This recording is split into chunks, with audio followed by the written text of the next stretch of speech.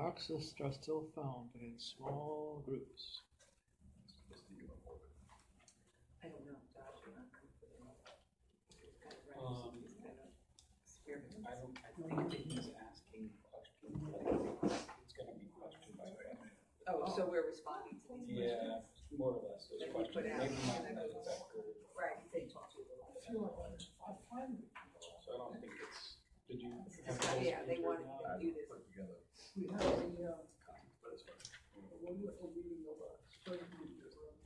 Well, there might be comments you still want to make. you know it anyway, right? Yeah, I think we wanted this.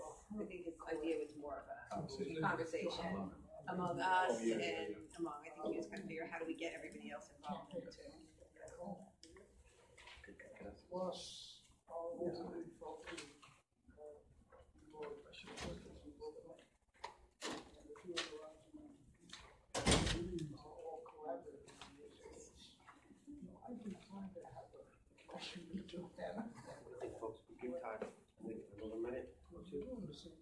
I did text him.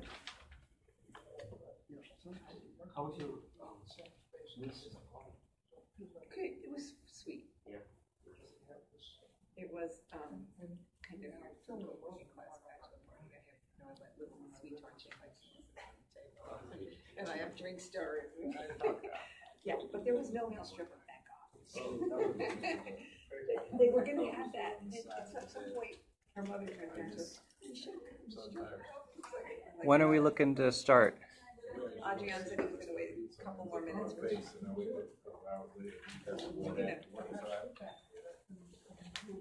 That's kind of like life with your trumpet. You said it. With the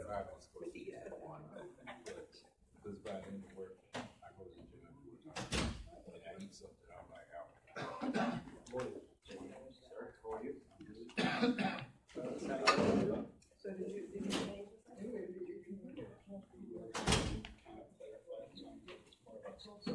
Yeah, I don't think I said. It's kind of. Yeah. Right now.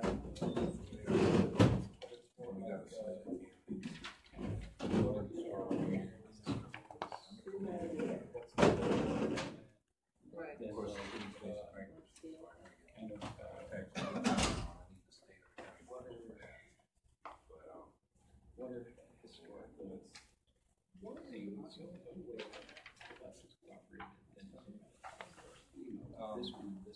well, because the people, yeah, the crisis, the people, and the city's been built dry by real estate.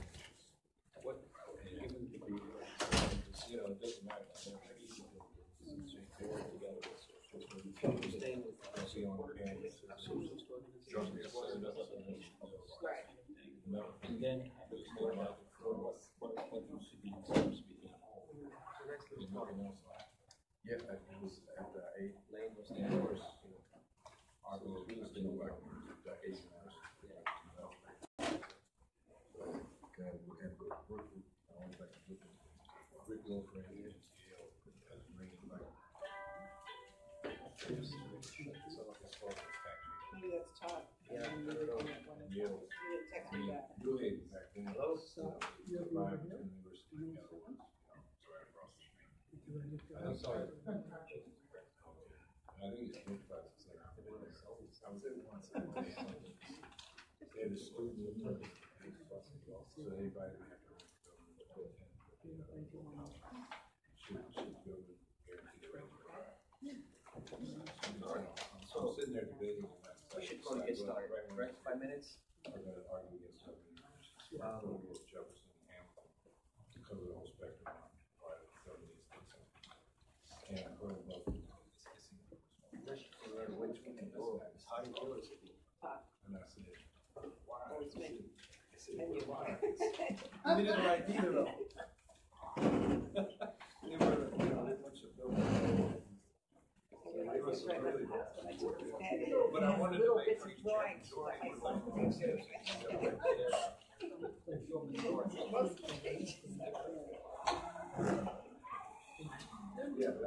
Todd. my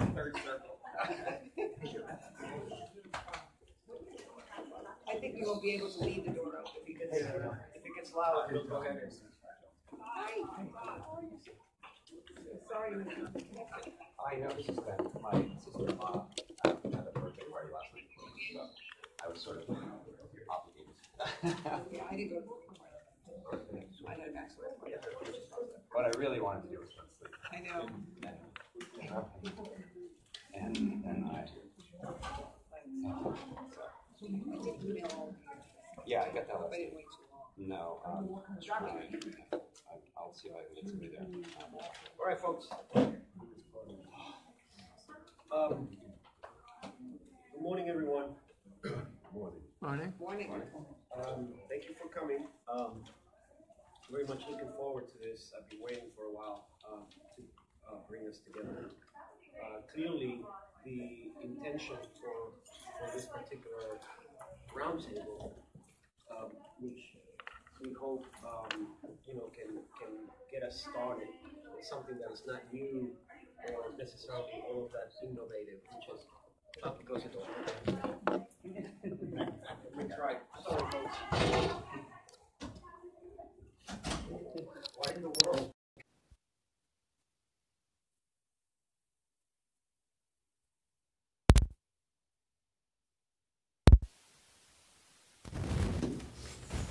From the very beginning, I think of the opening plenary, there was this sense of like, we're here, it's great. What is our direction? Where do we go? What are some of our shared collective visions? By pulling this together, we are hoping to be able to initiate a dialogue. What is the relationship of the Green Party with some of our key socialist allies? And we believe that relationship is very much real, and in many ways it has been ongoing on an individual basis, yet we still have a lot of work to do to figure out what are truly our points of unity. What are some of the challenges that we're facing? Can the left create a united front, a broad front, not unlike what has had to happen across the world in different countries, right? We're hopefully going to talk a little bit about Podemos in Spain and explore that. Not necessarily as an ideal model. It's just that we either figure something out or we're not going to survive. And that's as true, I believe, for the left as a whole as it is for us as a party. And I believe that the leadership of our party is very aware of that. Again, I think we've done a fair enough job. I don't believe that the present circumstances can allow us to continue to function without greater dialogue and without a greater sense of what are our unifying principles and objectives as well as strategies. I honestly don't think that we need to go much further than that in an introduction. I believe that it's something that is an ongoing understanding and an ongoing challenge that we have been working through, and that perhaps the historical moment is calling for us to sort of reignite it, but not reignite it as an intellectual exercise, as an academic exercise, but reignite it organizationally. The folks who are sitting here, and I'm going to give everybody an opportunity to introduce themselves in just a minute, have all invested time into building and developing their organizations with a commitment towards a truly revolutionary transformation, not merely reformist. And that was part of my intentionality in gathering this particular group of people, even within our party, right? Because as a political party, we remain very diverse. Within that diversity, there is a very open and transparent intention to actually fulfill what we believe is the legacy of our party as a Green Party, which is to actually be a revolutionary people's party. And that is a tall order. And I don't mean to say that in a pretentious kind of way. It's just the fact that there are people who have truly committed, their lives to trying to move the party in a direction that can actually begin to enable what we believe are the true needs of the movement, which is to have a party that has the capacity and the reach to exercise power. So, with that, I would like to start and go around a little bit, and if you all don't mind introducing yourselves. Just a brief introduction. Just who you are, why you're here, what you think is the value of what we're doing here today, and maybe a couple of minutes each. Sure. I'm Gloria Matera. Currently, I'm co-chair of the Green Party of New York and one of the national committee representatives to the National Green Party from my state. I've run for office several times as a Green and have worked on several campaigns, most recently deputy campaign manager for Ajamu Baraka, presidential campaign. And I've been with the Greens, I guess, kind of organizationally and as a candidate probably since 2001.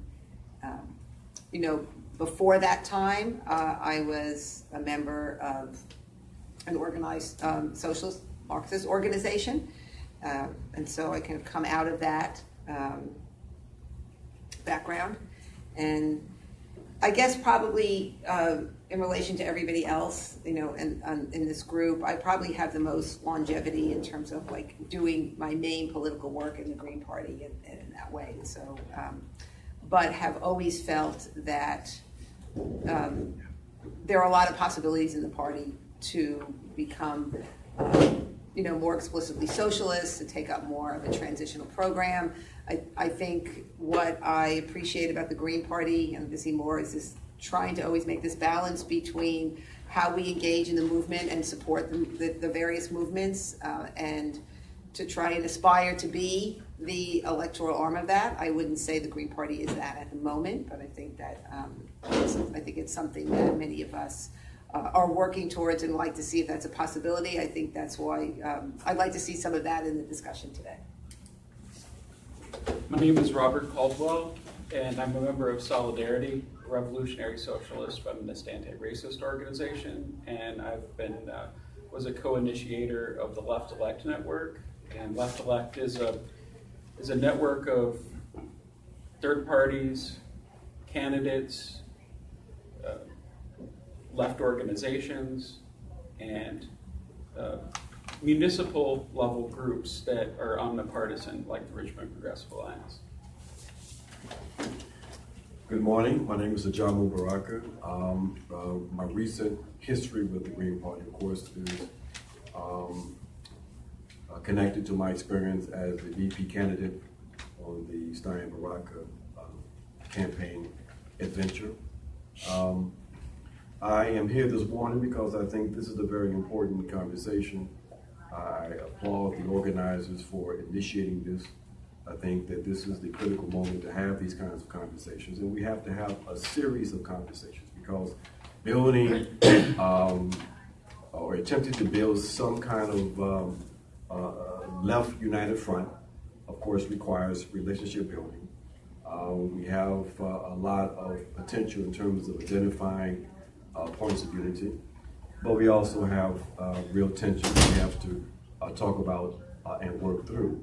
But I think that this historical moment provides the perfect opportunity, more so than perhaps at any time since the end of the Second Imperialist War, for the left to begin to get serious about taking advantage of the political and social and economic contradictions that we see today, the crisis that's being experienced by the ruling class. Now is the time for us to figure out how we exploit this crisis and really put in place the foundation for real progressive and revolutionary work here in this country. I'm sorry I didn't introduce myself when I gave the introduction. I'm Adrian Boctoreda. I am the national political organizer for the Green Party. My background, I came into the Green Party by way of my political activism elsewhere, mostly around Latin American solidarity and Palestinian struggle solidarity work. That's my background, as well as environmental health and justice.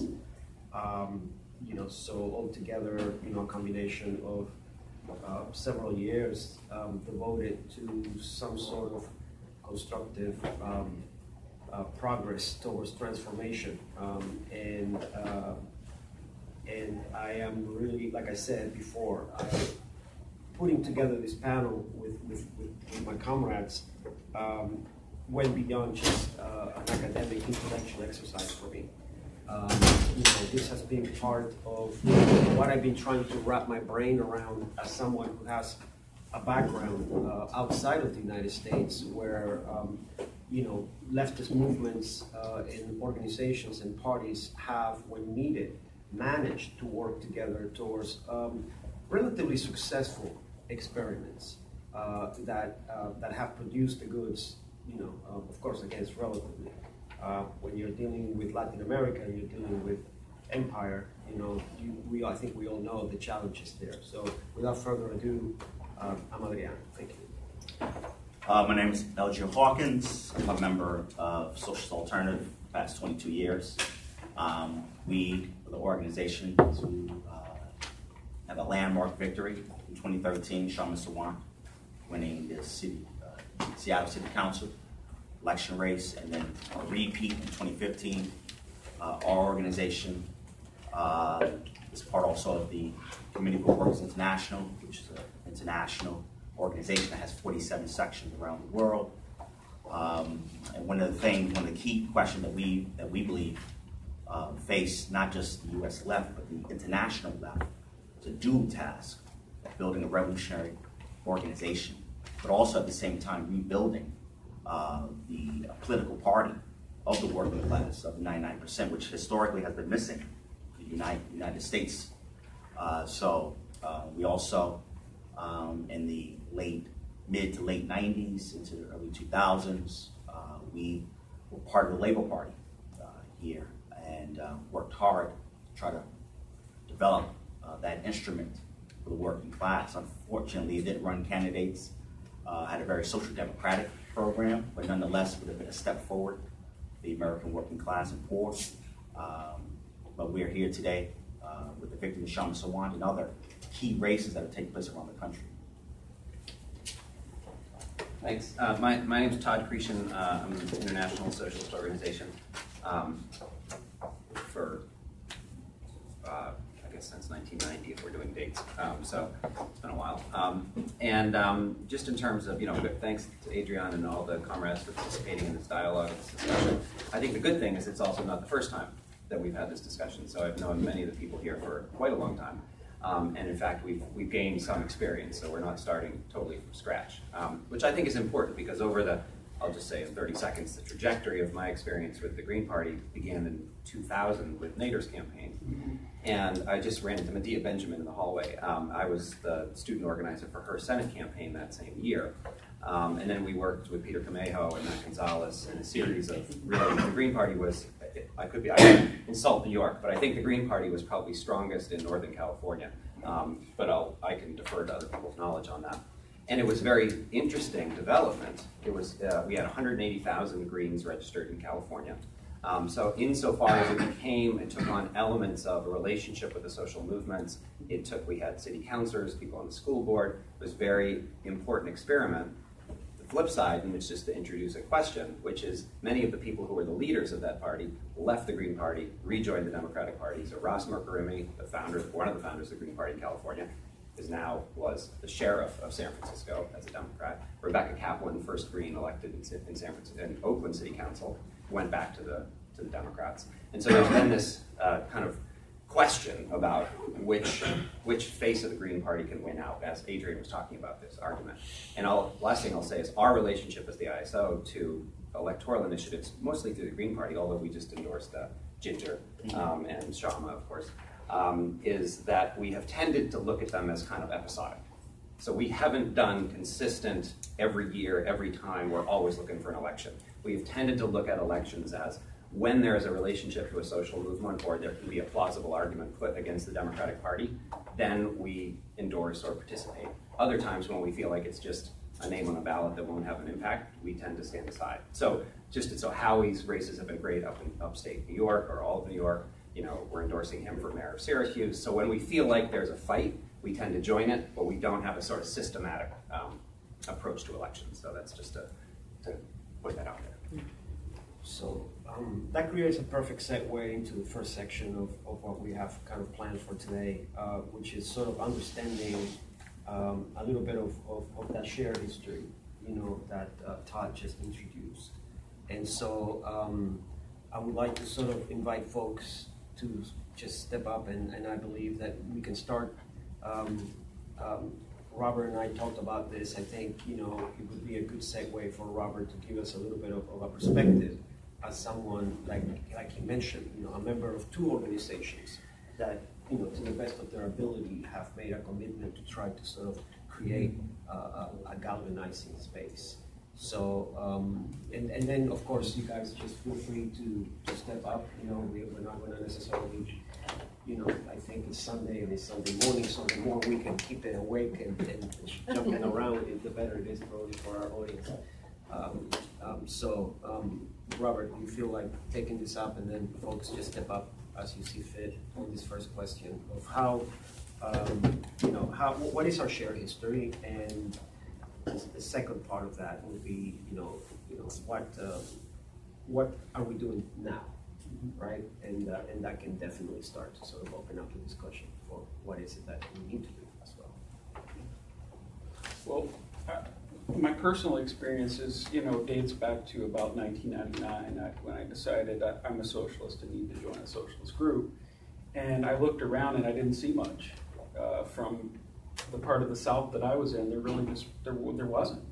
And I thought, well, the people from the 30s more or less have passed away, and the people from the 60s more or less sold out. That was my naive view as a very young person in the South. I went abroad for a study abroad for my public university, and I met a political science professor that was close to the Italian party, Refoundation Party, and he said, well, look, Ralph Nader's running for president next year. You should go get involved in that campaign.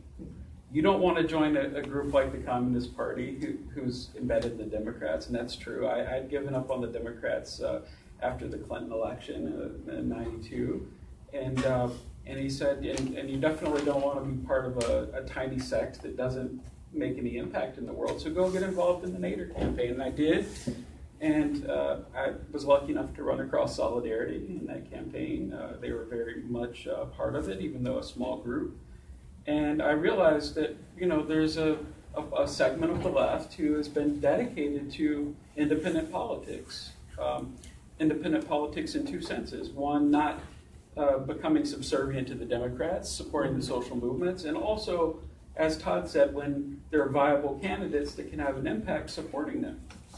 So my group, you know, before I was a member, more or less endorsed any viable left party or formation that has come into existence. At least, you know, some of the predecessor groups were involved in Back to the Commoner campaign, etc. Some of the founders of Solidarity were founders of the Peace and Freedom Party. And, you know, in my political existence, that really meant the Labor Party in the very last days, and the Green Party. So I've been a member of the Greens for 17 years and a member of Solidarity for more or less the same amount of time, and have tried to build the Green Party as best as possible, and to also try and infuse it with politics. It's, you know, I think that there was a very hopeful moment. The most hopeful moment for the Green Party was 2000 to 2004, and it's been a real struggle since. I think to some extent Jill's campaigns have jump-started the party, and we're in a political moment now where people are looking for a party, and the Green Party is the largest one that exists. Because I came to the conclusion that, on the one hand, that the Green Party was not as vibrant as it should be, but on the other hand, it's the largest existing meaningful third party that exists, right, in the United States, across, not isolated to a municipality or a state, you know. And on the other hand, saw that there were amazing new initiatives, like Shama Swant's win in 2013, like the Richmond Progressive Alliance in Richmond, California, which has built an omnipartisan campaign in more or less a local political existence as a micro-party. And then, of course, Howie's run with Brian Jones for New York governor.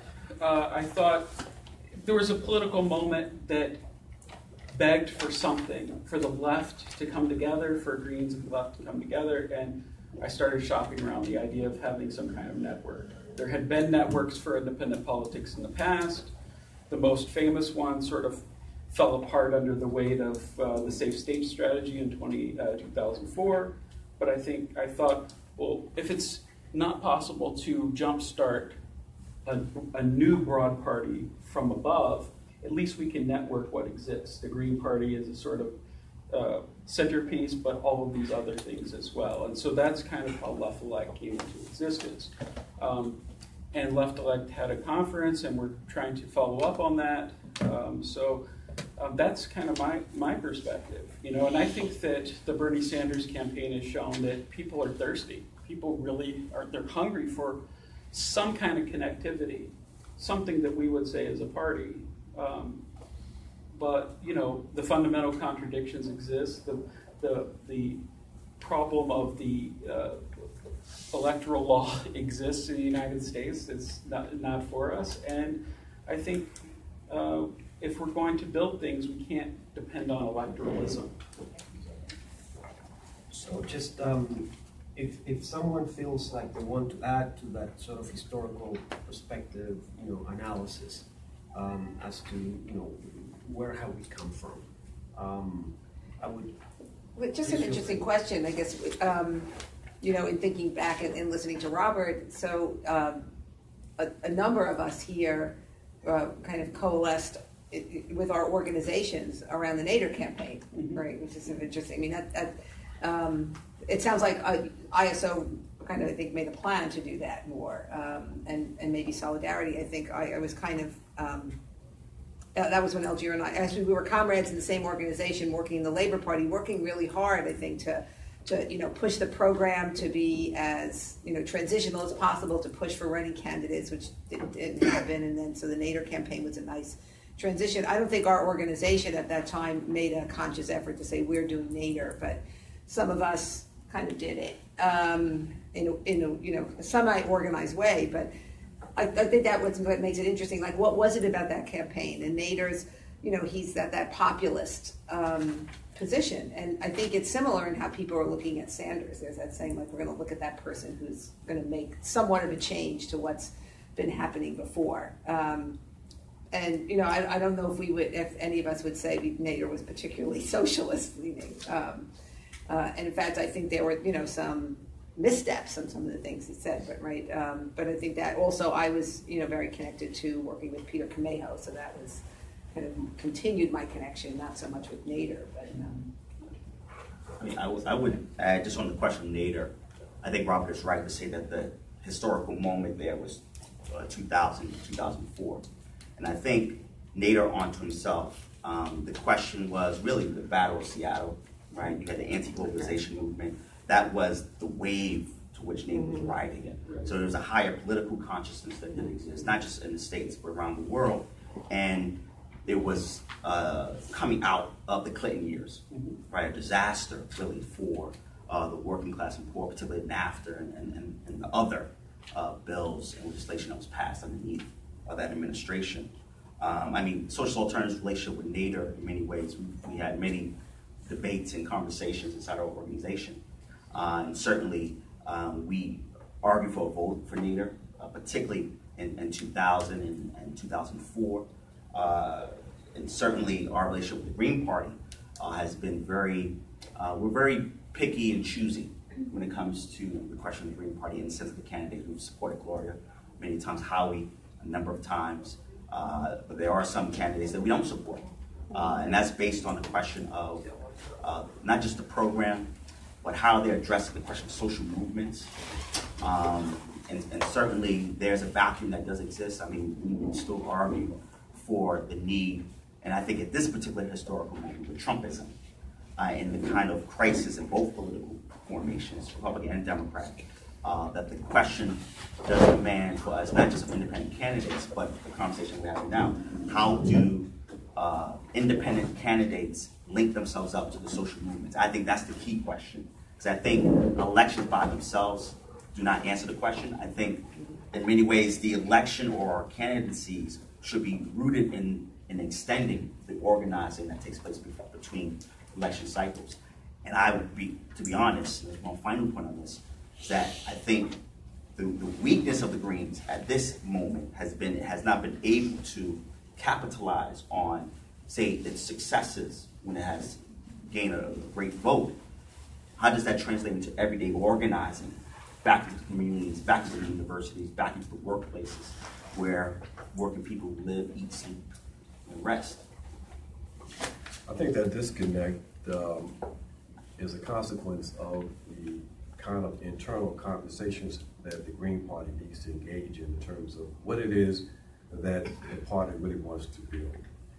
I think what I've been hearing from the last couple of comments will be around these personalities. I think that is the center of the challenge and really the problem. That is, if we engage in a candidate-centered sort of approach to the electoral arena, then we're duplicating the same kind of approach of the two bourgeois parties.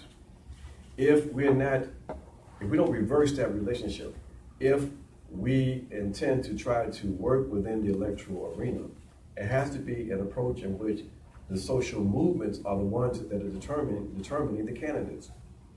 That it indeed has to be seen as part of a broader strategy for building and shifting power to the people. This notion of just going out and trying to entice people to run as candidates because of some vague connection they may have to the Green Party platform, to me is a non-starter. If we're not talking about the importance of the electoral arena as part of a broader strategy for building revolutionary politics, if we're not grounded this in an organizational approach, then basically we are kind of spinning our political wheels. Yeah, 100%. I think that we're segueing into the discussion about what are some of the concrete challenges that we meet. So unless there is something else that folks want to share about valuable sort of lessons from the history, and I believe we've already touched a little bit of where we are today in terms of our relationship, but I think it does maybe warrant just a little bit more discussion as to where we are today in terms of our internal communications, in terms of our sort of collaboration, and so that can perhaps kind of start already shaping the discussion in a more strategic track. Sort of identifying some of the strengths and weaknesses, right off the bat, to help us inform the rest of the discussion. Unless folks feel that there needs to be a little bit of a sort of overarching kind of analysis, as an intro for folks, so we can just go ahead and. So let's just then begin to talk a little bit about where we are today. What are some of our strengths and some weaknesses that I think have already been mentioned. But for instance, we haven't really necessarily, spoken from the Green Party perspective. So I'll just open the panel, the roundtable for folks to just step up and speak to that.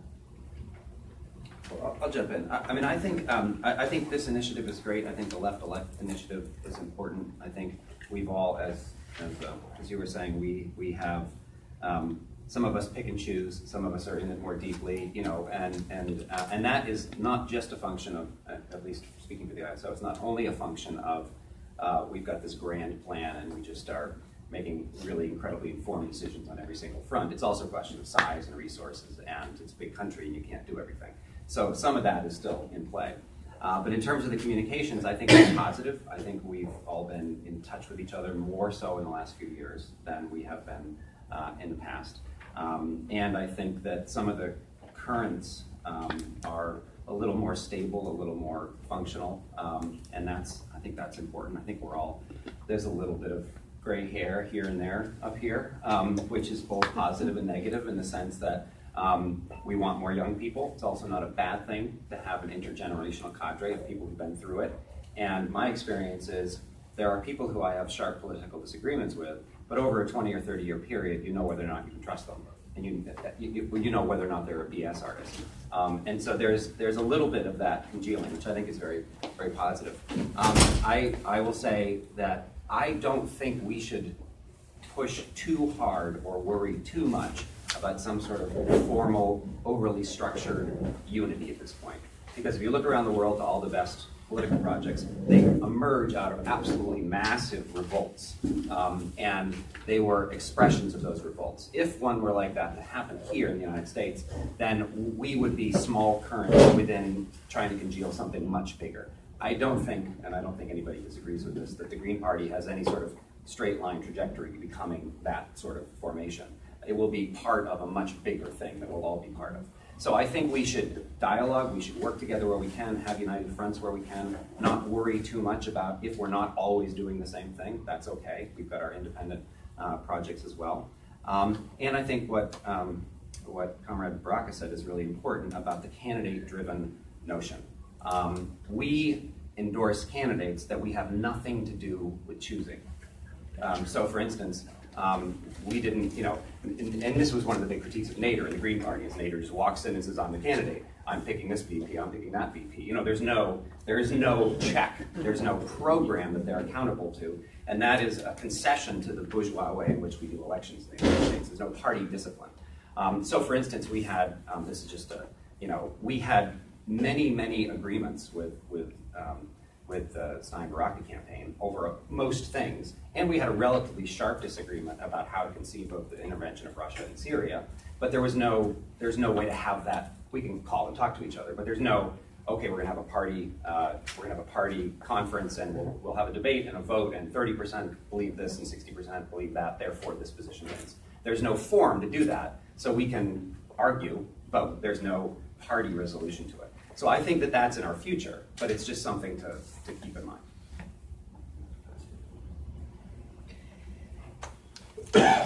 Well, I just kind of... Maria, by all means. Well, I guess taking off from what Todd said, I mean that, there's... Can I say one? Yes. We do it too. So Brian Jones running for... It's a positive thing that Brian ran, but we didn't put, how we asked Brian, we talked about it. I'm including us in the problem. We didn't go to the people and ask if Brian was the nomination. We were just like, yeah, he can do that. He's interested in doing it. He'd be a great candidate. He and Howie work really well together. So I'm not just saying that other people are doing this, and I'm saying that even, you guys didn't ask. It's like that's the reality of how we're functioning. Right. So it's not to say that I'm not. That's how candidates get recruited. I didn't mean to blame other people. I don't feel that. That's how candidates get recruited. Right. And vetted and selected, right? We're still in that same process, like it's done every other. I think there's more grassroots participation, right, within the party structure, but there's not a way to go outside of that. I don't know if there's, that may be a question of resources too, in some ways. But I think the other thing is that, there's a campaign. And those candidates will have a certain position, and then there's a party. I think what I can say positively about the Green Party is it's rare, and in some places I think in New York where we will take kind of a hard line for someone who deviates from our platform. Now we've got a big platform and it's wide and it's really hard to kind of deviate that. But for instance, we had a candidate upstate who spoke disparagingly about immigrants in the context of being unskilled workers working in dairy farms where he was feeling, kind of animal rights issues. But we had to actually publicly say, we don't support what that candidate says, right? And, but getting back to it, then, sometimes even the candidates aren't always exactly married to what the party's saying. I'm not sure in the whole Green Party there's discussion about Russia and Syria and what positions. I mean, the campaign said certain things, right? So I could see where that would raise some discrepancies, right? Particularly for socialist organizations who may have different positions. But I think that I think it's hard for us to have a kind of a parallel discussion, but talking about how the Green Party is relating to socialists and socialist organizations, how we do this, I agree. We shouldn't have any hard fast thing. I think left-elect is a really good milieu for that, and I think we shouldn't in left-elect get too structured yet, because I think it's working the way it is. I think we need to step up a little in terms of everybody's involvement, you know, a little bit from each group, a little bit more. You know, but also, you know, what we also want as part of the expression of the social movements is like, how do we have a multi-party system in this country, right? And, you know, how are we going to get that happen? Is it only going to be under the Green Party? Is there got to be more input from the social movements, from the socialist organizations? Because in that also helps to open up how people vote, how they participate in politics, not necessarily just at election time, but in being able to influence the people who are in office, be put in office, the people who are out of those movements. That's almost impossible at the moment in the situation that we have, winner take all, two corporate parties. I guess that's what I'm sort of hitting on, that I know it's going to take some time to sort of make this sort of paradigm shift to what I'm suggesting in terms of how we approach the electoral arena, that it needs to be approached from a perspective of this is one arena that we're going to, that the social movements and parties are going to be using to try to, as a tool to build power, to shift power to the people. It's not an end, but of course a means to an end. But the way we make that shift, though, is to in fact begin to make the shift, to talk about that, to talk about the fact that, you know, if we're going to participate in the electoral process, that it should be seen as that instrument, that it should be from a organized perspective, an organized base, that we don't want to duplicate the same approaches of the two bourgeois parties. We want to encourage organizations, social movements to see that as part of their broader strategy, if they decide that they want to snatch a city council position or board of education or state rep or whatever, that, you know, there's a mechanism or process in which that can be done. But to always think about that in terms of that being part of this broader strategy, because it's going to take time for us to build that power to make that shift, and that we are in fact involved in this protracted struggle to in fact do that. So I think we have to start talking about it in a different way. In the meantime, though, we still will have these kind of candidate-centered stuff. We'll be trying to recruit candidates, but if we're going to be successful in terms of being able to exploit the electoral arena, we've got to have a language, a vocabulary to link to and appeal to social movements and organizations that may just begin to start thinking about how to relate to the electoral arena. You know, many of us, and particularly those of us who have been around for quite some time, you know, for a long time, we didn't fuck with the electoral arena. That was seen objectively as just being reformist. Now, some of us rejected that, but because we were in sort of a minority position, it got to a point where we didn't raise the argument. I mean, for example, for my case, I went from opposing the Rainbow Coalition in '84, because I thought it was a deviation, to being directly involved in stuff in '87 and '88. And for me, it was all strategic. But you know, that was even a position that still was quite contentious on the black left. But you know, I think that we now have, grown up to a certain extent, and more people are seeing that we have to utilize all of the tools, all of the spaces we have potentially open to us as a revolutionary left. And I know in the black community, for example, you know, because of certain kinds of activities, like, for example, what we are attempting to do again in Jackson, Mississippi, we have opened up a whole area of conversation where people are really looking seriously again at how we can utilize, exploit the electoral arena. And for those of you who may not know on this video or whatever, that of course what I'm referring to in Jackson, Mississippi is the attempt to secure the mayorship in that city running Anton Lumumba, Chokwe Lumumba's son. Chokwe Lumumba, as a consequence of 20 years of base building and organizing in Jackson, Mississippi, we were able to get the city council position and then him in office a few years ago. But unfortunately, before we were able to experiment with the challenges of governing while also trying to continue the movement building process, our dear brother died in office after about 8 months.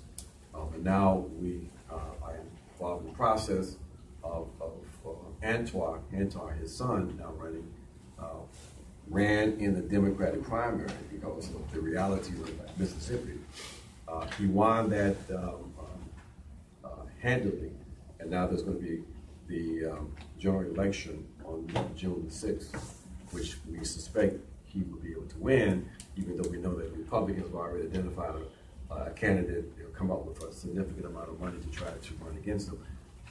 Point is that in the black community, as a consequence of the fact that when Chokwe ran as a city council member, you couldn't raise the question of this being some kind of petty bourgeois deviation because of the history of that movement. And so there are many organizations, many people around the country now looking seriously at this electoral arena as something that we need to take a second look at. That was one of the reasons why I joined the campaign, because I could see and understood that in 2016 we had this opportunity to really engage the American people in a new kind of way. That this was a possibility of the Green Party really making this historic break and advancing itself, even within the context of the fear-mongering that was taking place in the country. I saw that this was an opportunity to begin the process of engaging people, talking about what we needed to do to build a viable third party, and doing that going forward from 2017 forward. So, I mean, I want to respond a little bit to Algier and Todd. I mean, certainly the Nader campaign was able to exist because of the strength of the global justice movement, and it came out of that, and it was an expression of that in some sense. That movement was cut short in 2001, with 9/11. And so that was an objective thing that the Greens and those of us in this room had no control over whatsoever. However, in 2004, the reason why I said 2000 to 2004 being the high mark, in 2004 there's subjective problems inside the Green Party that sort of, in many ways, sort of put it on its in deathbed for a while, right? So I think that the political moment now and the reason why Sanders did so much better than everyone, including himself, thought was possible was the strength of the existing movements. As small and as sort of atomized as they are. I mean, the experience of Occupy, of elemental class consciousness, the idea of the 99 and the 1%, right? Of Black Lives Matter, of the fight for 15. And, I don't know if there's going to be another shortcutting of that sort of level of consciousness that has arisen, right? I mean, will Trump and Trumpism be a short circuiting of that consciousness that's arisen? Well, I certainly hope not. I mean, we have a responsibility in this room, even if we don't run candidates, to fight not only Trump, but Trumpism, neoliberalism. And I think that elementary class consciousness that's come out of these isolated movements has been a step back towards the possibility of building something. And I think the experience of Sanders has shown that people are thirsty. Now, do I think that can create the kind of things that have happened, the rise of new parties, coalitions that have happened in Greece or Spain? No, probably not. But at least some of the building blocks are there. And so I think this moment is a very different moment than we were in 2 years ago even. I think our knee-jerk reaction after the election, most of us probably thought that that Clinton would have won. There would have been a much bigger space to argue against neoliberalism, and there would be a much bigger space to run anti-neoliberal candidates, and the space for third-party building would be bigger. But I think that the thirst is still there. You know, we're going to be facing a huge challenge in the 2018 election, not just us on the independent left, but in fact, so-called reformers inside the Democratic Party are going to feel the brunt of it in 2018 when mainstream Dems are going to tell them, no, you can't run your our revolution candidate because it's going to we're going to lose a seat, you know. So that's real. But I think that it's also real that people are desiring for something, and I think that that if we don't have an answer to that desire, right? If we don't have a way to work with those people that have that, then we're going to lose them. I agree with that, Robert, but my concern is that we don't blow the moment, that we don't allow the anti-Trumpism to undermine our ability, undermine our the real historic task, which is to build a deeper understanding of what we're really up against, which is this neoliberal reality. I think when we allow ourselves to get caught up into the easy sort of anti-Trumpism, we are, I think, inadvertently providing ideological ammunition for the Democrat Party. Fighting with Trump again in 2020. I think if we understand the protracted nature of what we are involved in, we would then take the necessary steps to engage in the political dialogue with the people that we have to engage in, even if the short-term results may not be what we are looking for. I think that the political engagement, the political education that we have to have has to be the task that we embrace and carry out. If not, then basically we are just propping up again the hegemony of the Democrats and that simplistic anti-Trump line. I wanted to add one thing. I believe that the critical value is to a large degree of the engagement, of the dialogue, of the communication, is to begin to identify some of these overarching sort of joint objectives in terms of education, in terms of mass building. To some degree, and I believe I have been, as Todd knows, very transparent, as a loyal member of my party, with my comrade, when we were trying to figure out like what is going to be our relationship. When I was Jill Stein's field director, Todd and I would talk about it's like we got your back. What do you guys need, right? And so it became sort of like where were the resources perhaps at that particular point, let's say within the campaign, so that I had some dedicated time to do the kind of thing that we were kind of doing really on an improvisational manner. By me communicating to Todd in many ways transparently as comrades, establishing a connection of respect and understanding that like we're in it together, I believe enabled a less frictional sort of interaction.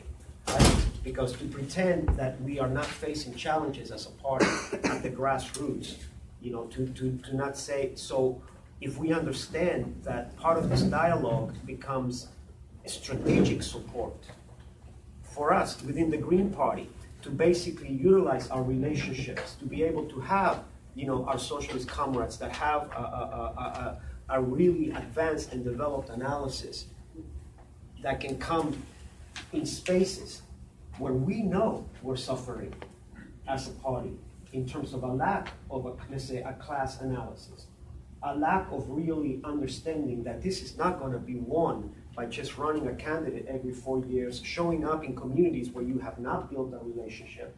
And part of the reason why you're not building a relationship is not just out of mere classism and racism. Ultimately, the results of those two major problems are lack of education, political education, understanding what is our short-term, midterm, and long-term objectives.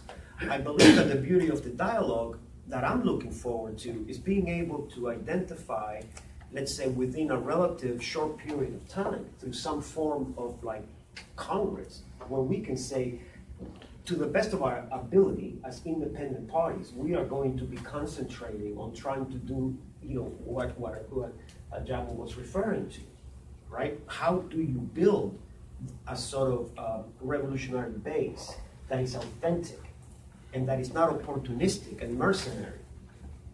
I find it offensive as a person that has devoted a big chunk of my life to doing that grassroots work, to think that a party that deems itself a party of the people is being opportunistic and almost predatory from an electoral construct. And that a party that wants to be front and center as a sort of galvanizing force cannot continue to function that way. So what I can say to my comrades as a member of the Green Party is that the commitment is there, but we have issues of resources. We have issues of internal transformation. It is at that intersection, it is that point of intersection that requires a certain honesty and a certain transparency amongst ourselves so that we can better complement each other's needs and each other's capacities, right? And so beginning to identify that, in my opinion, creates a challenge, because it's not just how are we going to navigate collaborating around how. That's, in some ways it's like you either, how we speak, how we have something in writing and you guys meet and you say yes or no. Now, a much more complicated scenario is, what happens when I call Todd and I'm like, man, we are in serious trouble in Oklahoma. In other words, some of our folks down there are running candidates that we've had to, disavow. We have a serious issue there. Do you think you guys can join the next meeting and come with prepare to have a little chat with our brothers and sisters down there to speak about? You make it sound like we're going to send some muscle down Look, here. it's like I grew up in Woodside, you know what I mean? It was rough as a Latino in an all-Irish neighborhood back in the 70s, man. So yeah, there's a little bit of that sort of, soccer hooligan kind of energy going on here. But no, we're talking about love and collaboration and support. But again, I do believe that this is the kind of critical sort of trajectory that I'm envisioning. It is a comprehensive, perhaps, willingness, by as a result of the dialogue, towards being able to say, for instance, we are indeed, as a party, I would love to be able to have, my party's leadership, which, because of the very structure of the party, makes it hard to even come up with like a unified position that we are going to say, between now and 2020, the Green Party is actually going to roll up our sleeves and basically put our money where our mouth is and start building a party of the people from the bottom up to the left, starting with, the obviously missing links. Now, we lost the white working class because I don't think I remember once Jill, throughout the whole campaign, like mentioning Appalachia and mentioning the actual plight. So we have to be able to sort of, understand that there is a bridge that needs to be crossed in Texas for us as well. You know what I mean? So all of a sudden it's like we're showing up at the border and we're working directly. And I'm seeing that throughout the party, those commitments. But is there a need for support? Is there a need for the dialogue to sort of, sort of translate into a really interactive form of collaboration that may entail the creation of a dedicated channel of communication with some understandings of what are some of the common objectives that we're seeking as organizations, and then figuring out what resources we have at our disposal to share towards those shared objectives without compromising at all independence, but being a lot more intentional and a lot more strategic as to where are we going in 5 years, like, you know, sort of creating short-term, mid-term, and long-term objectives. Thank you, Gloria. Sorry, that was long-winded. I apologize. No, I think there needs to be, I think in the era of Trump, there needs to be, and what's shocking to me actually, that there hasn't been a UFPJ style type of organization established. Now, don't get me wrong, UFPJ wasn't perfect during the Bush years, but at least it was a pivot point to which you could continue on organizing and mobilizing during against Bush. Right, as another front. Not perfect by any stretch of the imagination, but what's amazing to me, and I think we can have that dialogue, I think we can create those type of organizational structures, but at the same time, I think for the Green Party, I'm not a member of the Green Party, but as an outsider looking in and being around the Nader campaign, looking at the David Cobb race in 2004, and the whole Kerry Democratic Party, anybody, you know, but Bush type of approach, the nature of a heterogeneous organization that has moving parts. You can go from state to state. You can have a very radical Green Party on one side and then a very reactionary, very by the numbers type of Green Party. And I think in many ways, if it's not going to be enough for you to call ISO a social alternative to come in and be reinforcements. The question then is posed, then how to strategically have a debate and discussion inside the Green Party to find some type of at least homogeneous line where every party has basically the same character, adheres to the program, the way they choose its candidates is of a different character maybe than what it is today.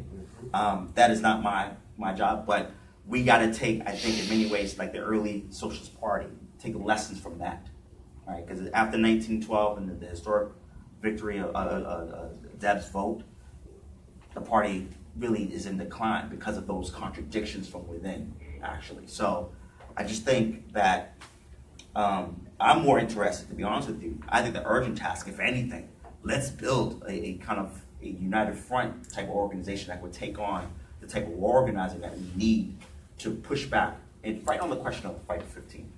Medicaid for all. That to me is going to be the singular most crucial question that crosses across class, race, ethnicity. It gets to the heart really of neoliberalism, what we're faced with. The questions of law enforcement, terror.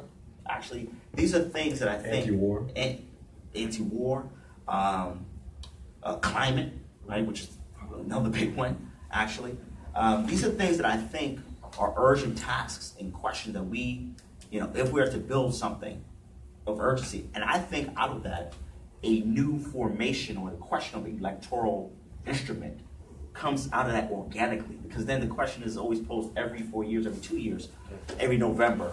Why should I continue to go vote for the same representatives that are putting forward Trump care, who are putting forward war, who are putting forward attacks on housing, more affordable housing, education. So that's just where my head is at looking at it. Just get caught. So I agree with what Adrian says about communication and the dialogue. I think there's been a discussion, I think, in the Green Party about becoming a membership organization, or like dues-paying membership organization. That would be very interesting, because I think one of the things in an organization like the Green Party, I would, if it were possible that every state party had the homogenous line, I think that's not going to happen. But what could happen is more coherent trends within the Green Party, so that there is. Back in 2003 and 4, Peter Camejo tried to form essentially a left caucus within the Green Party, especially in California. I'm not sure how much it worked outside of California. And to be honest, much of that was driven by his personality. And so its coherence was not nothing, but also wasn't super hard. But that idea of when you pick up the phone and you call, we have an advantage and a disadvantage in groups like Socialist Alternative or the ISO. You pick up the phone and call one of our leaders or a member, there's a very high probability, if you're asked a question, which is like, will you do X, Y, or Z? Our response will be, we're going to go talk to our comrades, we'll get back to you. You know, as opposed to like, oh, I'd love to do that. And so that's a strength, at least it's a potential strength. It's also a potential weakness, because it means that we're very relatively, in a country of 350 million people, very small organizations that operate in a certain way. So there's a strength and a weakness there. if it's a situation in the Green Party where you're like, okay, I know Howie, I know Gloria, I know Adriana I haven't worked as much with Comrade Baraka yet, but I know people I trust in the Green Party, but I'm not very clear about what the other sections of the Green Party are or represent. So I think this is getting to the base building question you were talking about. It would be positive if there was just to put it crudely, a left, right, and center caucuses within the Green Party. You'd have a little bit more, or an anti-war caucus, or whatever the political definition were a little sharper. That presents a problem for the way the Green Party is organized, because it then means that you have to change what you're doing and do, put it crudely, more of what we do, in the sense of like hard internal education, recruitment. That means that you can't do other things. So I'm not saying do that. I'm saying those are one attitude towards that question. The last thing I'll say is, I think that we should just keep this discussion going. I think that, as Gloria said, left-elect, and Robert's really been a key driver of this thing, is keeping this in a fairly dynamic and open discussion. Because I really think that it's true what comrades have said about the Trump moment is going to present us certain opportunities. It's also true that the Workers' Party in Brazil came out of an insurrectionary general strike that defeated dictatorship. That's why there's a Workers' Party in Brazil, and it has its own problems. Podemos came out of Occupy times 100. Greece, the Syriza, and it's got its own problems, came out of a series of general strikes. And if you look at the places where those left parties have been relatively successful, whatever problems, essentially defeated fascist dictatorships that were forced to give up very liberal parliamentary systems. That's where these broad parties have been able to actually take root. And so we have a constitutional problem in terms of elections. So I just think we've got to continue this dialogue in unity and intention, look for the united fronts where we can do them. I would love if there was a big united front against Trump. The elephant in the room is that DSA is the organization that's growing the fastest, and 3/4 of them are going to be solidly in the anybody but Trump camp. And Bernie is going to be hard in the anybody but Trump camp. And he has more influence over those people than we do. So we want to have that argument, that discussion, do what we can, but I think we have got to be patient that history, the working class is going to struggle, it is going to fight, it is fighting to a certain degree now, but the level of confrontation that will create the more dynamic possibilities isn't yet here. And if we misassess the level we're fighting on, then we will attempt to form organizations and strategies that will not fit for the moment. We'll frustrate ourselves and we'll burn out what can be useful steps. So that's very generalized, but that's some of how I'm kind of conceiving of. So I believe Ajamu wanted to speak, and then I'm going to sort of break a little bit so that we can hear back, and then come back, so that the idea was never to really make it as passive in terms of audience participation as it has been, and I do apologize for that. That's on me. So I can pass. I'm ready to bring in the. Okay, thank you. So by all means, I believe there were a couple of hands raised. You were first, then we go to Howie. So we're going to take, if you can keep your comments as concise and as short as possible, then we can include more people. So let's go ahead. 1, 2, 3, 4, 5, 6, and 7. I'm sorry. In the green tradition, Yes. can you mix it up a little in terms of people who are raising their hands for the stack, progressive stack, which is some women, it's like in terms of it necessarily in order, women, people of color, different reasons. Yeah, you want to help me, Gloria, do that? I can help you do that. Thank you very much. I appreciate it. I will start off how you said. I think you said Steve and Howie, and then Yes. Linda. Okay. And then I'll go from there. Thank you. Go ahead. Okay, so addressing what I think is the key issue for this panel, which is the relationship of the socialist left to the Green Party. I want to identify what appears to me to be an ambivalence, which is reflected in the panel. I know it's reflected in Solidarity, which I'm a member of along with Robert, about the Green Party itself. And it's precisely this question of what is our expectation for the Green Party. In all of the cases where we see mass development of independent political action, it always comes out of some kind of mass struggle. And we don't have that kind of mass struggle in the United States. My take on it, and I'll just present my take on it, and I'd like the panelists to comment. My take on it is we can't wait for that future. We have an instrument which has had a life, and the thing that impresses me most about the Green Party is how long it has existed and been committed to genuine independent politics. That is so remarkable that this group of people has been committed for all these years. That's something that we on the socialist left should say, yes, even though we don't expect you to become Podemos or Syriza or any of these other formations. That's something we have, which we should cherish and we should commit ourselves to and not be ambivalent about. We have to confront that in solidarity, that ambivalence. I think we have to confront it in this room and in the left in general. Second very quick point, in terms of becoming a party which bases itself in real struggles, there's no magic wand which is going to solve that problem. But the Green Party could consciously go to actual movements and ask them to propose candidates for us. We don't do that. We wait for candidates to step forward. Usually they're self-motivated people who will organize their own campaign. We have some wonderful candidates in Brooklyn for city council this time, all right? But it's not what we need. What we need, and even if we don't get it, if we become the party which is known to want it and propose it, it will be a step towards becoming the party which can do it.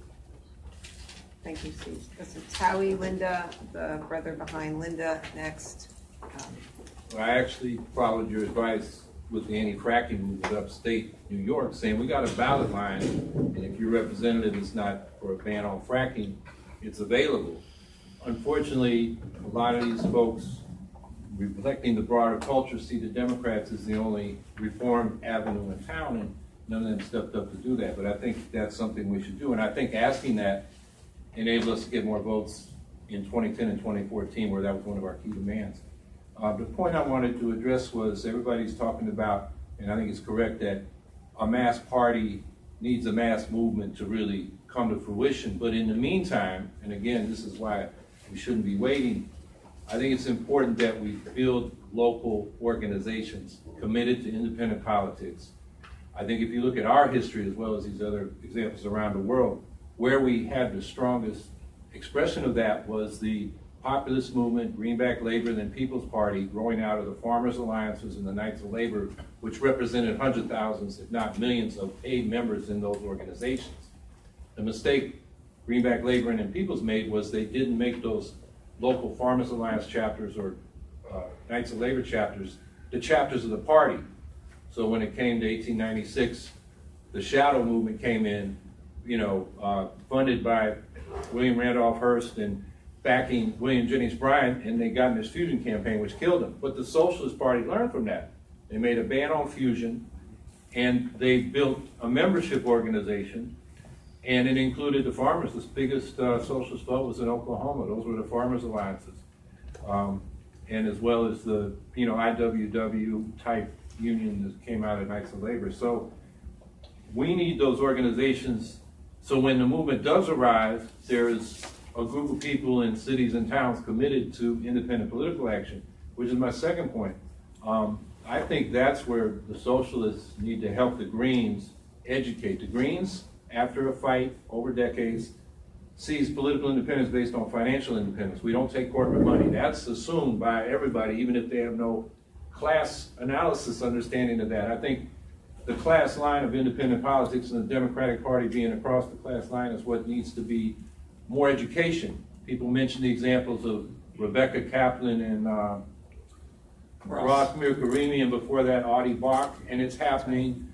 I mean, we have, Richmond Progressive Alliance, they're stepping up. Gail McLaughlin's running as an independent progressive, not as a Green Party member for lieutenant governor, and that is like, the black hole that sucks a lot of these movements back into a subordinate position inside the Democratic coalition. Last point. You mentioned Jill didn't speak to Appalachia, but I just looked up the numbers of where we got votes in West Virginia, Kentucky, and Tennessee. We have a strong Green Party and the Mountain Party in West Virginia, and the vote was 1.3%, which is better than the national average, which is 1.08%, and about double what we got in Kentucky and Tennessee, which says that having a viable local, the Mountain Party speaks for Appalachian interests and the working class and the environmentalists against the narrative you hear from Trump and his allies in those states. So that's just to say that you don't know when these movements are going to arise. It's like winning the lottery. Okay, but in the meantime, we can build these local organizations so when it does happen, we're ready.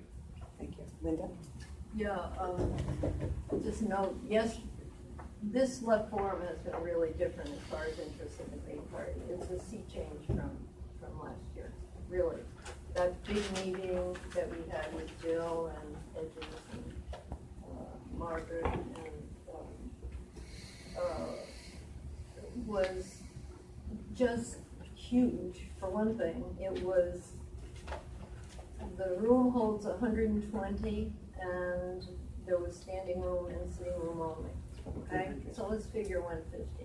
Out of that, 81 people signed up on the mailing list for Left the Left. That indicates something. And the response to the speeches was phenomenal. Cheering, agreeing, just, as I said, a change from last year. And last year was a pickup from years before that. Now, we've had a struggle. I joined the Green Party late. I worked with Peter Cameo from 1960 on in the Socialist Workers' Party. And when Peter joined the Green Party, I was in a frame of mind that I'm just going to build a mass movement. I'm a coalition builder. So I got lost in that, I just wanted to build, and I was turned off by a lot of stuff going on in the socialist movement. But I respected Peter, and I said, Peter's right to be doing what he's doing when a lot of the socialists were criticizing him. And you remember what an impact Peter had out in California, nationally, and so on. And after a while of building the mass movements, I got to the point where I said, I'm building these mass movements, but I don't have a party, And where has that gotten me? I want a party. So I joined the Greens, and I was impressed with their expertise on electoral functioning. I said, wow, we need that. They know of the state laws and about the funding and all this sort of thing.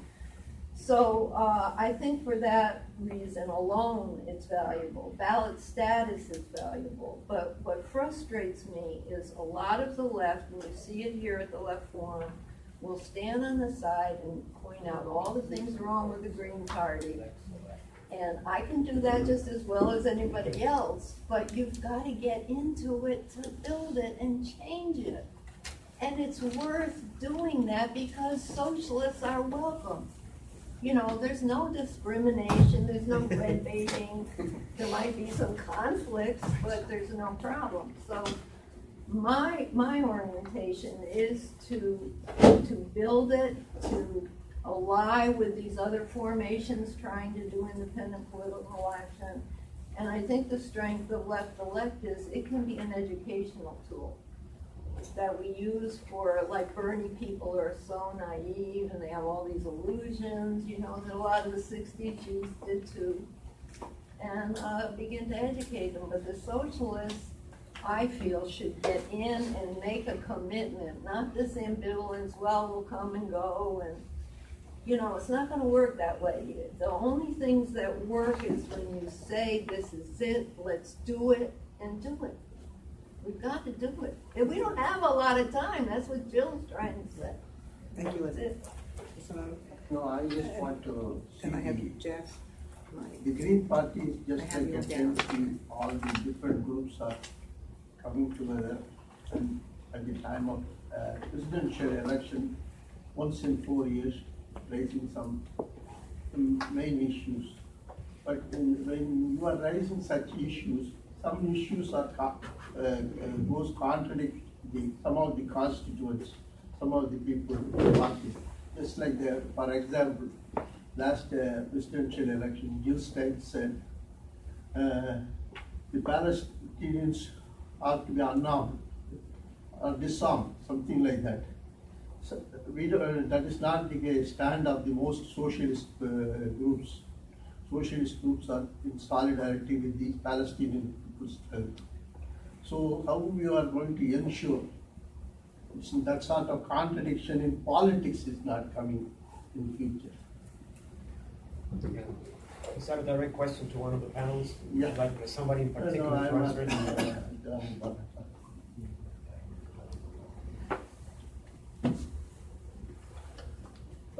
You're asking me how we avoid that? Such sort of, because it goes contradictory with the lines or the political views of the most socialist groups.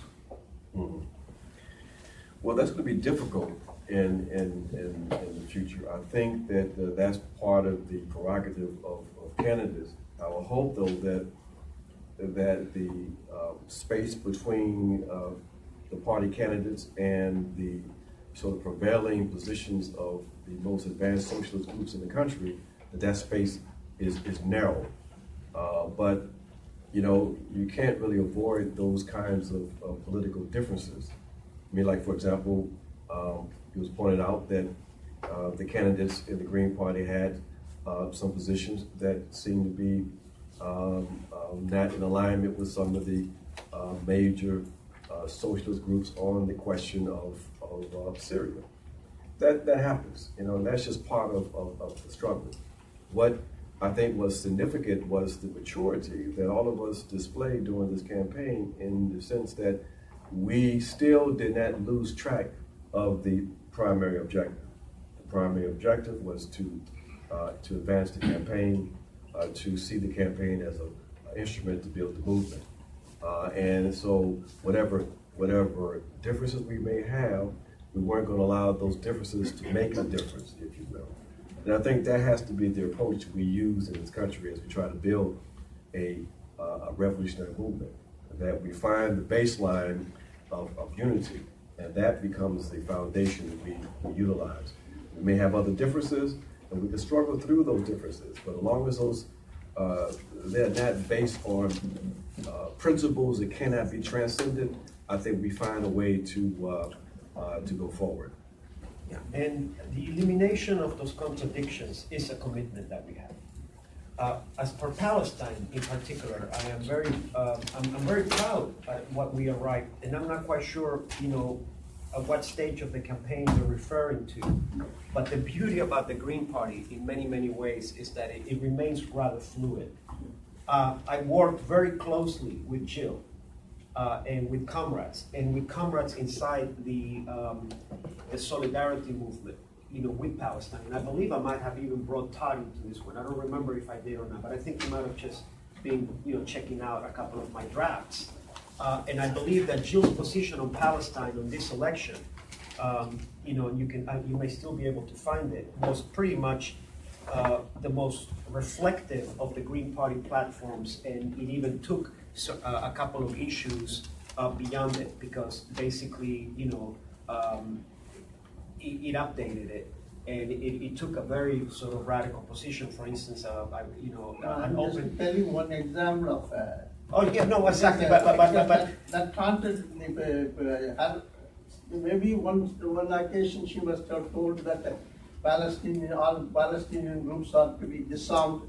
We're still following a stack, right? So we're gonna. Yes, I mean, okay, I know it'd be great to have that debate, but there are That's people not, who think I'm telling that sort of things, how you are going to avoid it in future. Right. Exactly, and I think somebody referred. So somebody referred to the sort of need for the Green Party to generate greater ideological uniformity in order to start eliminating some of these contradictions. You know, given how the Green Party came into being, given some of its own, we are working towards really trying to identify, you know, mechanisms and processes for a party that is really has been kind of visualized as a confederation of nearly semi-autonomous state parties. For us now to step up and to be able to say, and it is happening, we need as a Green Party to continue to sort of maximize the benefits of what constitutes this form of decentralization, while at the same time face the fact that we cannot function with contradictions that from party to party that are supposed to have the same sort of vision of how we're going to make revolutionary transformation fluctuates as if we were separate parties. That has to end.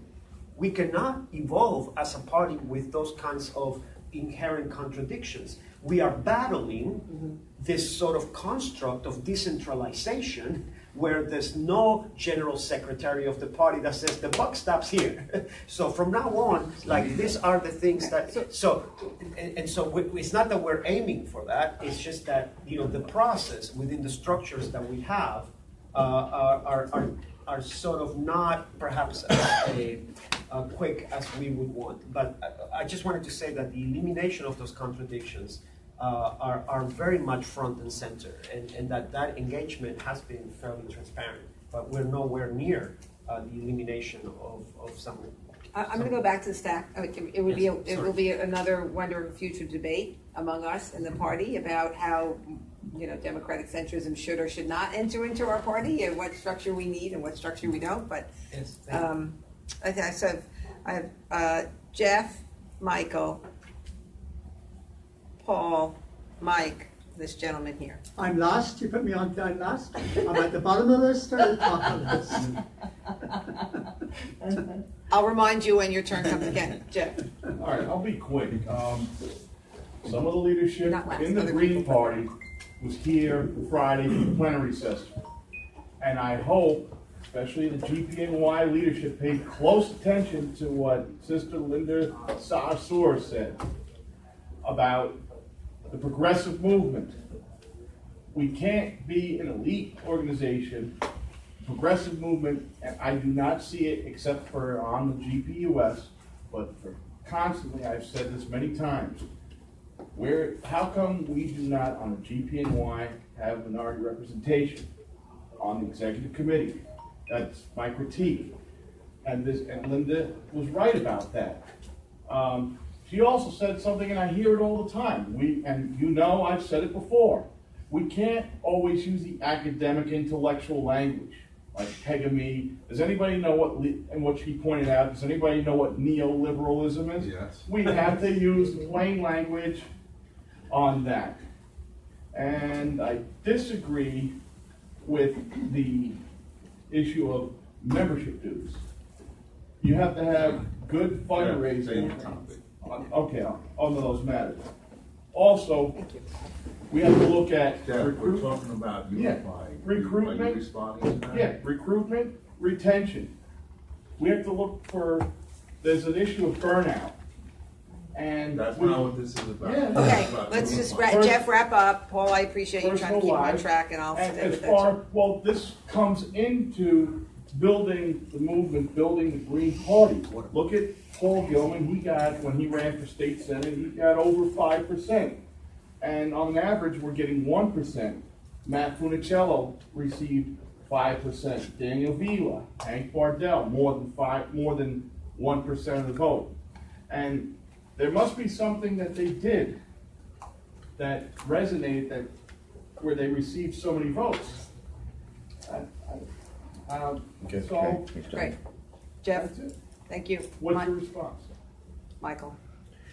Yeah, 4 quick points. One, I think that we absolutely need to make membership education a priority within the party, and both in terms of the issue, but also just like in terms of how the Green Party works. And I think that having comradely competition between different caucuses is a healthy thing, because the alternative to that is not just consensus. The alternative is that where there are disagreements, because I think there are inevitably disagreements, those just kind of simmer under the surface, and people don't feel empowered or feel like they know what the mechanism is that they have to motivate their vision for the party, whether we're talking about platform or structure or candidates and things like that. 3rd point is that I would I believe it is. History has shown that proportional representation as a system of voting has led to radical socialists being in government. At the local level, and I would love to see left formations putting their shoulder behind the wheel on electoral form issues such as proportional representation, and that will get more radicals elected to office, whether it's Greens or other independent lines.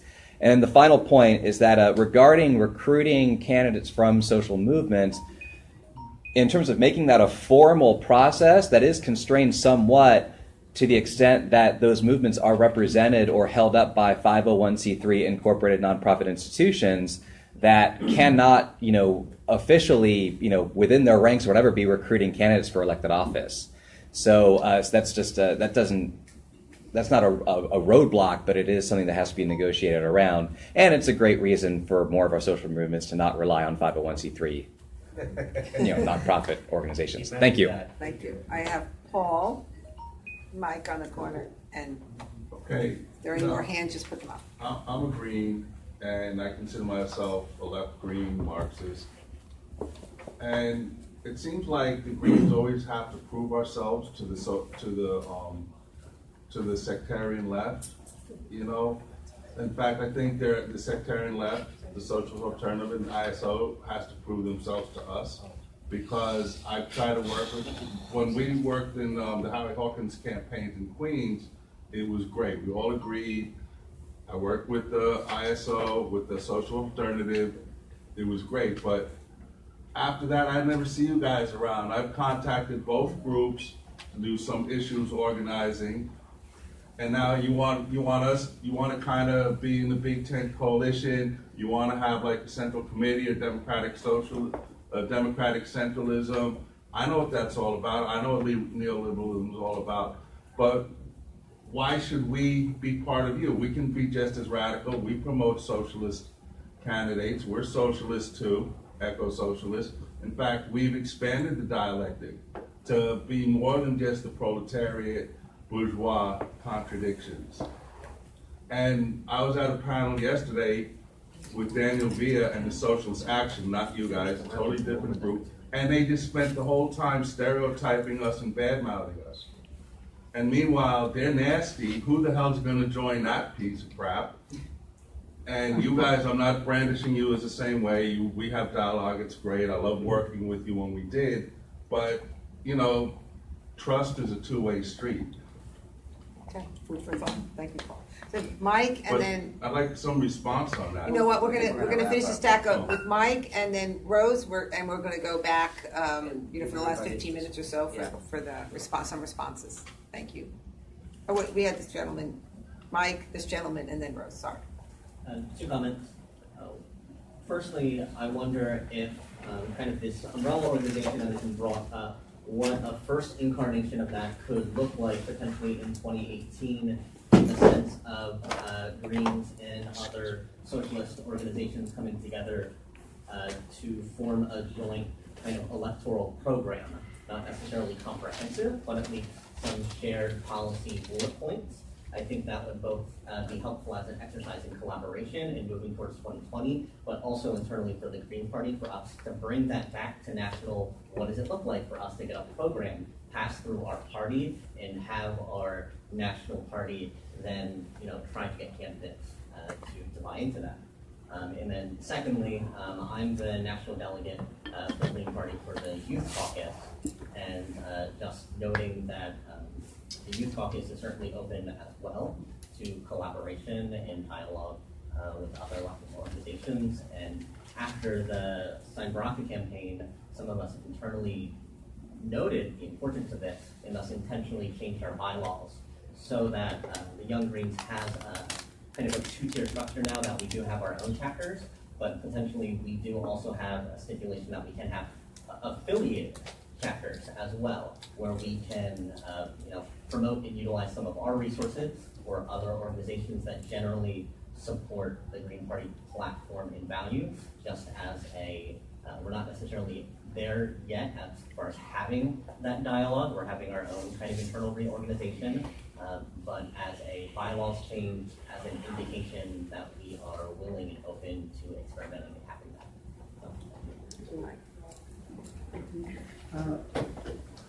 My name is Ernie Tate. I'm from Toronto, and I was at the first left elect conference in Chicago. It's a couple years ago. Very good conference. 2015. The people there, for instance, Socialist Party of Vermont was there. The Green Party was there. Howie was there. It was a very interesting conference. And of course, I've been following what's going on with some hope that, we get the breakthrough that we all hope for. I'm not part of it, of course. We're from Toronto. Like many Canadians, I'm not actually Canadian, I'm Irish, but many Canadians, we think we know sometimes the United States, America, and the American empire better than most Americans. Because we live close to it, we see it, and it's in our face all the time. We know it, so we pay attention. In fact, many political commentators are Canadian, even in bourgeois circles. Having said that, I was just going to make a couple. This may shift the discussion a little bit, and I haven't heard of this conference yet. And that is, and I'm going to put it in as bold a terms as I can, the significance of the shift in relationship of class forces in the United States that has taken place in the past few months. I'm trying to move us away from talking about Trump, but this fundamental shift to the right in American politics, that has to be documented, it has to be looked at and understood. This shift, what are its consequences for the workplace? We already see it. And in terms of the last Republican budget, enormous cutback in social programs, enormous. And it's going to get worse. I guarantee it's going to get worse. And we say, well, working people resist. The ruling class usually make it worse on that level. Second, the other, and this is what frightens me the most. I am really frightened today like I've never been in a very long time. And that, I would say, because we have lived under this for such a long time, we're sort of accustomed to it, we don't recognize it. We are now closer to the threat of nuclear destruction than we have ever been. It's no accident that the bulletin of the atomic scientists moved the hands of their clock to 2.5 minutes before midnight. That tells us something. Before the election, if you put the two times, you look at the two periods, in recent months, people are waking up all over the world talking about war. So we have to try and get some sense of that while working people put up. So my argument is now, to get back to the conference, I have found, I've been around left politics for a very long time. And the problem with trying to get electoral agreement is it's a very complex issue. The task is maybe to find your way to that objective by another way, by working on common projects where you can show some success. Where you turn back the class, where you're able to. But I think that overall picture, you have to have that in front of you at all times. Thank you very much. Thank you. Hi, I'm Rose Fairley. I'm a fairly new local organizer in Queens County, New York. My question for the board pretty much goes for there's no more of non-career politicians, and it can only go so far. You've got the issues of age, experience, professionalism, range of political awareness, and varying degrees of community involvement. What sort of plans does the Green Party have for getting quality, vetted, and prepared candidates in New York and across the country? What sort of tools and support does the party typically provide? And is there any possibility of like a Green Institute focusing on educational tools for party building, educating candidates, networking, polishing on skills, and becoming more professional individuals? Thank you. All right, that closes the, okay, so. We're gonna close this down. I think we were supposed to finish Folks it. who, yes, so Well, how many minutes? 11:50. 11:50? Okay, so we can spend the remaining time, my recommendation is that we give the folks at the round table an opportunity to respond to something that is really pressing as to what was raised, and then maybe also start thinking about what are some of the positive or possible concrete next steps that, without necessarily perhaps because of what you were saying, Todd, please we need to go back. We can sort of brainstorm a little bit about, I would like to walk away with some sort of agreements that we can maybe, take home as a homework project that can help us continue this, in a perhaps more organized or, comprehensive way. So, You want to time people? 2 minutes per each would really bring us to the end, or you're okay to speak? I'm happy to go first so you all can have the last word. And I'll just say to the comrade from Queens, I think it was, apologies if people didn't get back to you on the phone calls. That's always Numerous times. Okay, so so as we're I not gonna said, have a back and apologies forth for that. about it. But I never said the Green Party should have a central committee, and I never said the Green Party should be Democratic centralist. So accuracy is also important. So fair enough. And when we can work together, we should. Steve's question or argument that we should go all in, and Linda was making a similar case. I disagree with that, and we're not going to do it, and for the following reasons. One is I think that we have a healthier relationship to say we have our differences, we have our commonalities, where we can work together, we should work together. If I believe that Socialist Alternative and the ISO joining the Green Party would get us a Podemos or a Workers' Party, I would be very interested in that argument. But when you say the Green Party has been unequivocally for political independence for 25 years and that's why we should do it, I'm not sure that's a true statement. There's the David Cobb thing, which in my opinion was, as people have said, Robert explained, that was one of the problems of that period. And it's not a party that aspires to have that level of use the word discipline on its members. So some Green Party people quite happy to endorse liberal Democrats all the time. What happened to our Left Elect conference when Bernie came in, not physically, in the person of Bernie came to Left Elect, is that people went for Bernie in a big way. So if we had been in the Green Party, we would have had to carry out, in my opinion, a destructive and a ruthless fight about all of that, and it wouldn't have done anybody any good. And so I think that it's better to have, at the level of unity we can have, we should exist that way. And like I said, though, if I believe that if let's say for the sake of argument, 1,500, 2,000 socialists joining the Green Party would turn it into a real mass party, then I would be interested in that argument.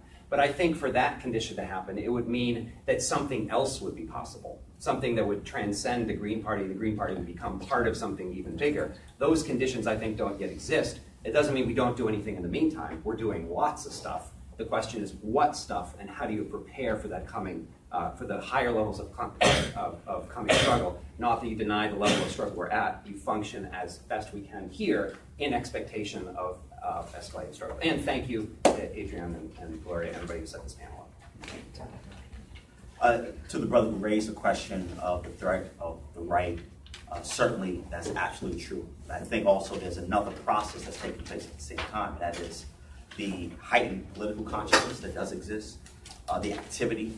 The polls are showing more, particularly young people, are seeing themselves as organizers and activists, and I think that's the raw material to what we're seeing that can fight back against the right, Republicans, right, Trump, and ultimate neoliberalism. Some people have argued that the Green Party is the instrument. Certainly for SA, we supported Stein and Baraka. The campaign, we supported James Lane, actually, which I thought was a very interesting race in some ways. He ran a congressional race for an empty seat. We know, Staten Island, it was a place where Eric Garner was murdered. And we thought, SA, came from the process of saying, if James Lane got a very good vote in a district where Eric Garner died, where we felt, even in our own material, we raised the question of BLM running its own candidates on an anti-law enforcement, a terror program, right? pro-working class, pro-poor people, that what could we accomplish with that race? Now, he polled very well in the area, actually, from what I understand. You guys can correct me. Polled very well in certain neighborhoods in Staten Island where Eric was murdered. The question in my mind, when I walked away from it, and we participated, we definitely endorsed, participated a little bit into the campaign, was that now what do we do with those folks that voted for James, actually? How do we now translate that into everyday organizing in that particular district where Eric Garner was murdered? How do we move that question forward? For us, we want to continue the communication. We want to continue a common interest of struggle. But the key question is victories. Victories for working people to build up the morale and boost up the confidence of working people. I want to highlight a couple of campaigns that's taking place. In my final point. Okay, you have Ginger. Okay. So highlight one. Okay. You have Ginger Jensen in Minneapolis, a 15 Now activist and organizer. Of course, Shama in Seattle. They have dubbed it now the New Left in Seattle, with John Grant running as an independent Democratic Socialist. You have Nikita Oliver, a BLM activist who's running from a People's Party platform. You have the elements of the Bernie-crats, of course, that we have to examine and look at. And of course, Howie's campaign. I think we're in the process of seeing some new realignments taking place, some new processes taking place. And it's part of, I think, of a new paradigm that's opening up, not only for independent politics, but even the Green Party being part of a broader formation, like a new Workers' Party.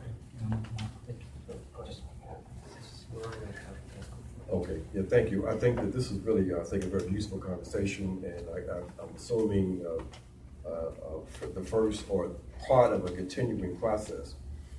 Very quickly, I think that comments have already been made to some of the points that I was going to make. I think it's important, Richard, for us to not allow some of the history of our experiences to kind of shape how we might try to figure out how to go forward. I think the struggle for unity has to be a constant struggle, despite tensions and contradictions.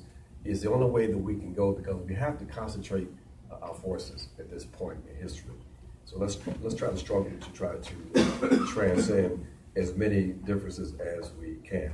The issue of, for example, the comment made on Friday night around the kind of language, vocabulary we use, and the example of neoliberalism. My position on that basically is that the fact that it may not be 10 people you can approach that understand neoliberalism is a reflection of our own political weaknesses. That in other political environments, like where I live in Columbia, you can go to 10 people and I bet you 6 understand and can define neoliberalism. Why? Because they take political education seriously down there, okay? We've got to engage in serious political education, in my opinion.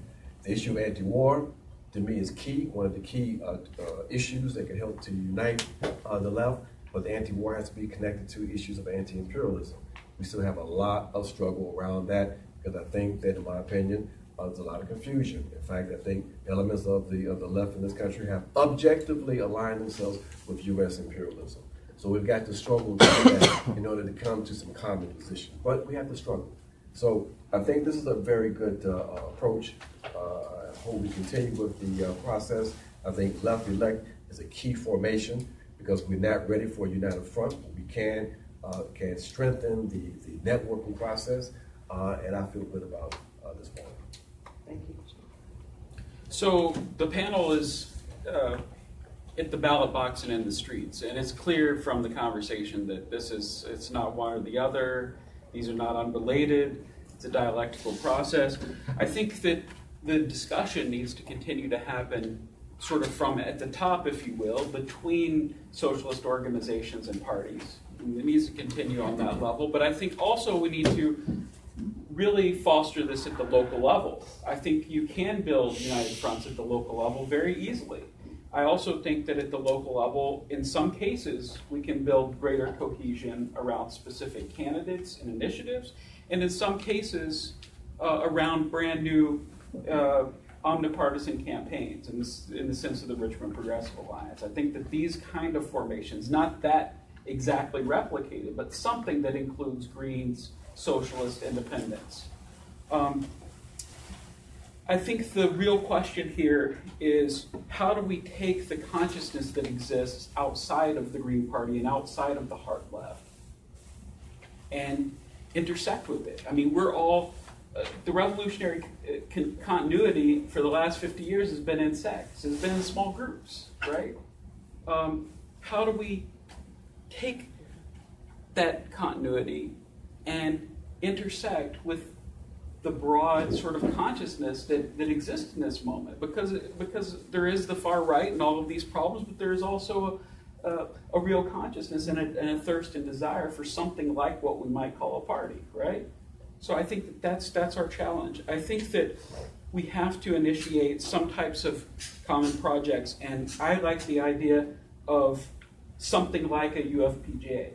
I think that our challenge is to help build united fronts that aren't simply united fronts at the left, right? We could say tomorrow we're in a united front, but if it's just our groups, that doesn't do anything. We have to help build united fronts that are broad as possible. At the same time, build some kind of pole, a pole that is a left pole and a pole that is for independent politics. I think that there's some possibilities. I think there's some possibilities even from the raw material we have here. UFPJ doesn't exist. We can't build something like that. War Times doesn't exist. Maybe we could build something like that. A weekly or twice monthly kind of paper that argues in general for the importance of independent politics, not just running candidates, but to not let things be subservient to the Democratic Party, right? And to put forth a common left perspective and something like arguments for independence for the Democrats. So I appreciate what Steve said, but I do see Todd's point. It's not kind of like that across the country. I mean, I think, but I do think in general the party platform, the national party platform, that's there, and then I think in practice around the country we have maintained a political independence and talked about that, and that. Much to getting marginalized for certain reasons, and by the soft socialist groups, right? And then of course not enough for some of the harder socialist left, right? But when I think about, I don't agree either. The all-in kind of thing works, right? Realistically, what I do have said, because I have been fortunate to be invited to Solidarity meetings and ISO meetings and SA, kind of post-election analysis, is that. I think it's principle for you to register green in states that you can do that.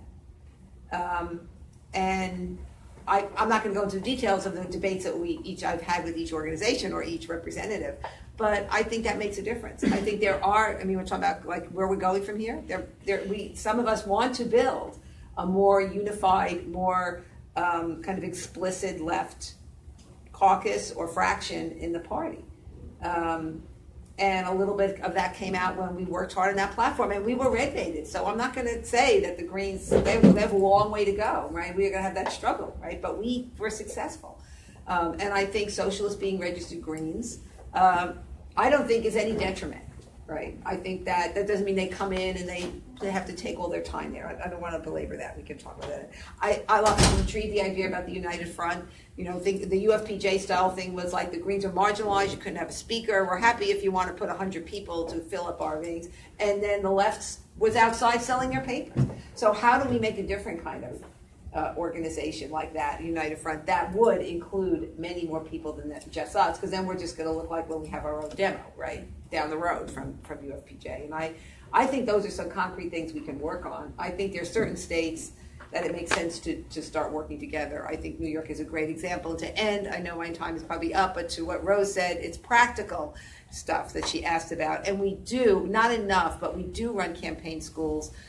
Here in New York, Michael's doing some, online stuff, some live stream about, how to table, how to go door to door. We try and do campaign schools where even the National Party is doing webinars. We can do better with that, but I think that that is what we know, and we should find better ways of getting that out more, because I think that will be helpful no matter whether the candidate's a socialist or a green or coming out of the movement. do you know when we're supposed to be finished?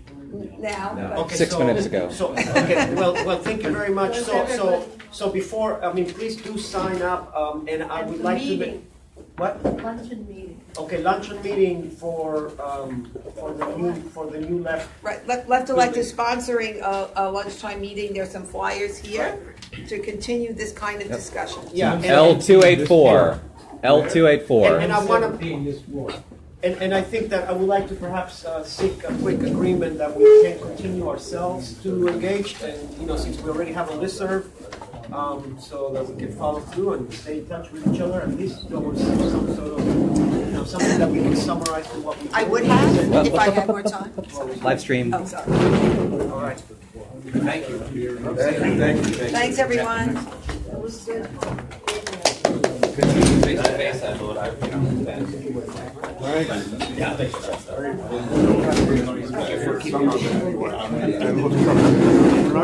Growing up.